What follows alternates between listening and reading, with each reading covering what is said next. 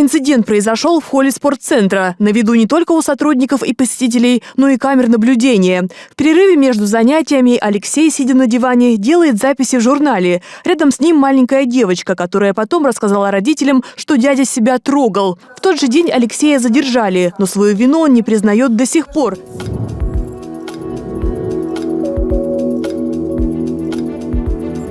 Убери свои! Ой, помогите, насилуют! Помогите, пожалуйста. Помогите, пожалуйста, насилует Аленочка, пожалуйста! Вызови, пожалуйста! Да уберите ноги!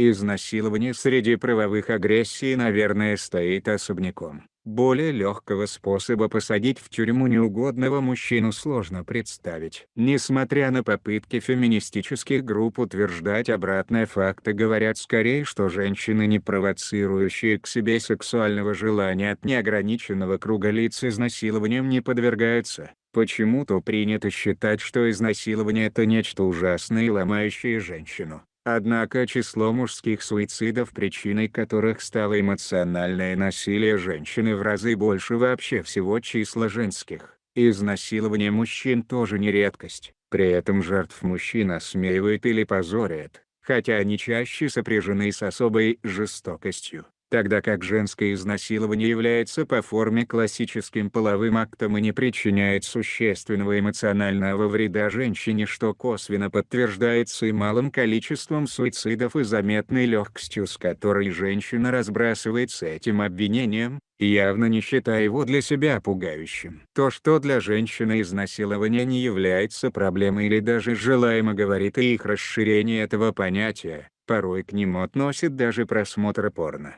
Вряд ли такое возможность, чем то, что действительно является травмирующим событием, а не поводом для выбивания привилегий или агрессии. Ну и, конечно, не нужно забывать, что женщины любят фантазировать про их же изнасилование. Неужели такое влечение никак не сказывается на их провокационном поведении? Сколько из, наверное, небольшого числа реальных изнасилований спровоцирован самой женщиной, ее одеждой или поведением? Вы никогда не спрашивали себя, какое конкретно внимание и реакции к себе хочет женщина, одевающая в публичное место, магазин, метро и так далее, одежду, подчеркивающую или демонстрирующую половые признаки женщины, выдавая его за моду, стиль или чего такого, и требуя ответственности за свой поступок с других. Как бы там ни было, но около 40–50% заявлений об изнасиловании в полицию, в странах, где эти заявления реально проверяют, даже не подтверждается, наверное, несмотря на высокую степень необоснованного доверия ко всему, что говорит женщина в таких делах.